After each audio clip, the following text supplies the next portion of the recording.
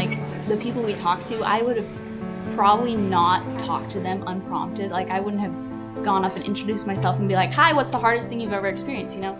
You just don't do that. And like I kind of judge people on surface level, I think. I'm like, oh, I don't think I'd have anything in common with them. But then like I talked to people and actually got to know them a little more than I would have ever done. My heritage piece, I chose this logo. Both my parents are really into running, and so this is kind of both an activity but kind of like a set of values that I grew up with.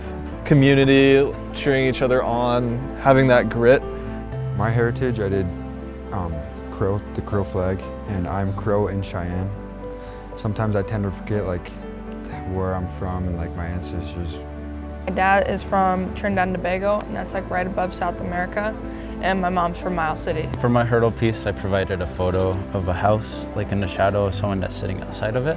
You know, from 6th grade, when I was 13 years old, my dad had just, out of the blue, ended up going to prison for like 8 to 9 years. And my mom was forced to take care of me, but then she herself was kind of going through a lot of situations within her own with the drug addictions.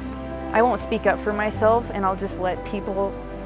It feels like just getting mowed over by people, and I don't use my voice. I won't speak up for myself, and it really bugs me because later on I regret it. My happiness, if you can't tell, is kind of like dancing. I love to dance. My happiness is like basketball. Like Skyview's never won a state championship before, and so like being the first like team to do this, and like with all my teammates, like it felt like amazing. Like it was the best feeling ever. For my hope piece, I put my mother's side of the family, my grandparents, my Kala and Papa. This really gives me hope because my grandpa and I are really close, and I'm a first-generational college student. You know, they weren't able to go to college, unfortunately, due to circumstances, but I'm the one that's pushing the boundaries and see what I could do. You know, I want to think about like in the future, like helping heal that generational trauma, you know, helping heal a heart that's maybe been broken 3 generations ago. You know, a lot of times, like my hurt was I lost my grandpa, and I didn't get to talk about that to people.